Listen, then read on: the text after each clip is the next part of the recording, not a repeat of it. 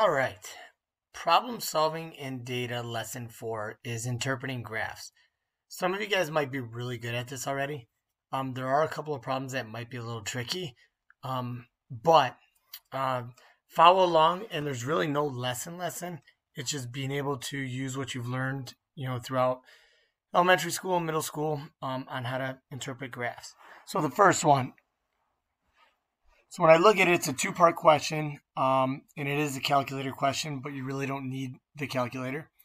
So looking at the first example here, it says a curator at a wildlife society created the scatter plot above to examine the relationship between the gestation period and life expectancy of 10 species of animals.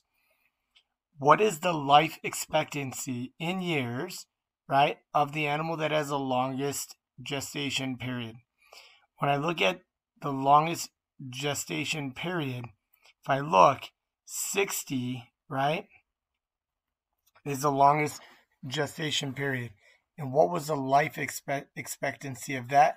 3 years, letter A. Okay. Now, for number 11, though, of the labeled points, right, which represents the animal for which the ratio of life expectancy to gestation period is the greatest. So you have to understand that the order of the ratio is life expectancy to gestation.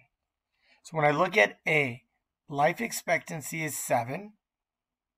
2, gestation period is probably around, say, 23. We'll just guesstimate there. Part B, life expectancy 8 to, I will say, about 44. All right.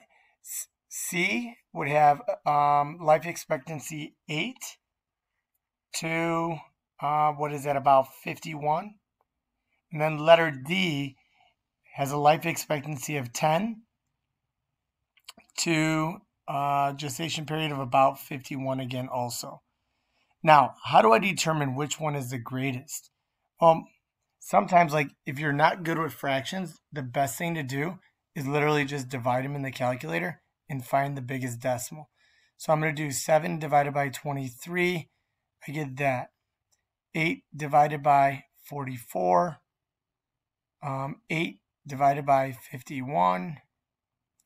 Then 10 divided by 51 gives me this.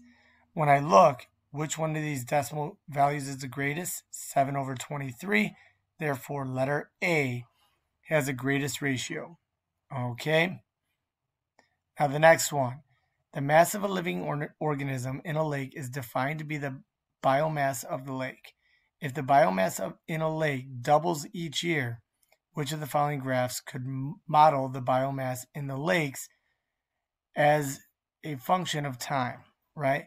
Well, what you have to understand is if it doubles, right? Anytime you see the word doubles in a function, that tells you it's exponential. And if it's doubling, it's exponential growth. So you know your function is going to start out low, the graph, and then go up real quickly. It's not linear. It's not a step function. And it's not constant. Therefore, when I look, letter C, just by knowing doubles means exponential, letter C would be the answer. Okay. Now, this is the one that might be a little tricky because there's a lot of reading. And to be honest, sometimes instead of getting frustrated and stuck on it, it might be a question that you skip and come back to, but you need to make sure you come back because it's not a hard question either. So 2 samples of water of equal mass are heated to 60 degrees Celsius. One sample is poured into the insulated container and the other sample is poured into the non-insulated container. Samples are then left for 70 minutes to cool in a room having a temperature of 25 degrees Celsius. The graph above shows the temperature of each sample at 10-minute intervals. Which of the following statements correctly compares the average rates at which the temperatures of the 2 samples change? You want to read every answer here. So right now, letter A says, in every 10-minute interval, the magnitude of the rate of change of the insulated is greater than that of the non-insulated. So when I look at the insulated, is this dropping faster or slower than the non-insulated? It's actually starting to drop slower at the beginning, but then it ends up being like faster towards the end. So when we read this, first off, the rate of change of the insulated is not greater than that of the non-insulated at the beginning, so that doesn't make sense. The magnitude of the rate of change of temperatures of the non-insulated sample is greater than that. It is at first, right? But then it actually goes down less each time. So that one might make sense, but let's look here. In the intervals from 0 to 10 minutes and from 10 to 20, the rates of temperature of insulated sample are of greater magnitude. So let me check here.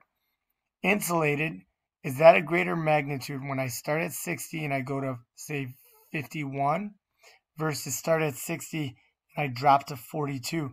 Isn't the non-insulated a greater rate of change, right? So here it says from 0 to 10 and 10 to 20, the rates of change of temperature of the insulated is greater than the interval from, is greater from 0 to 10 to 20 versus the non-insulated.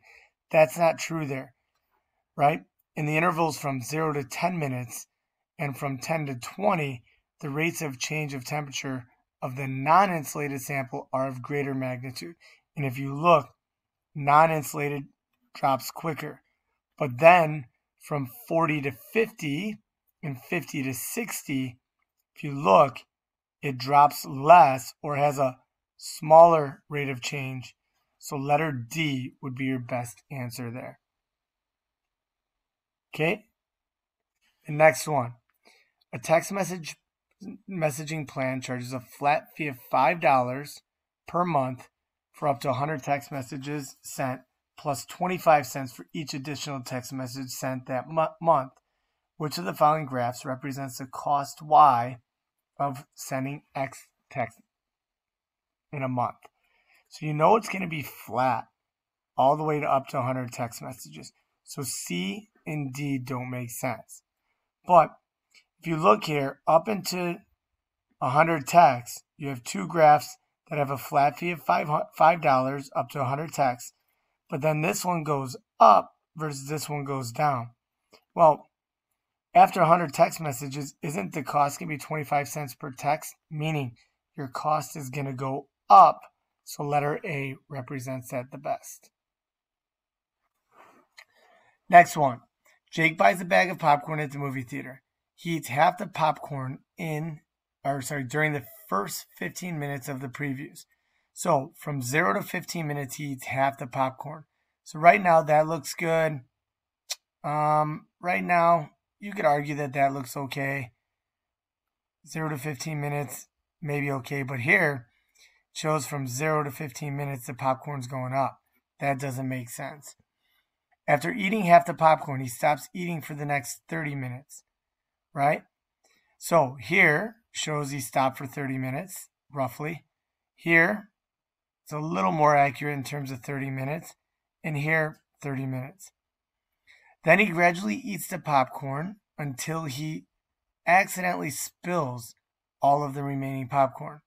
So here he does gradually, but then the popcorn increases. That can't work. Here it shows once he gets here, he gradually eats it, but this shows that the popcorn's increasing. That doesn't make sense. If I look here, he gradually eats it, then drops it to nothing's left. So letter B is your choice. Okay? Here, according to the line graph above, between which two consecutive years was the greatest change in the number of 3D movies released? Well, if I look, which line is the steepest here? Because the greatest rate of change means it has the biggest slope, which is this line right here, which is between 2010 and 2011, letter D. All right.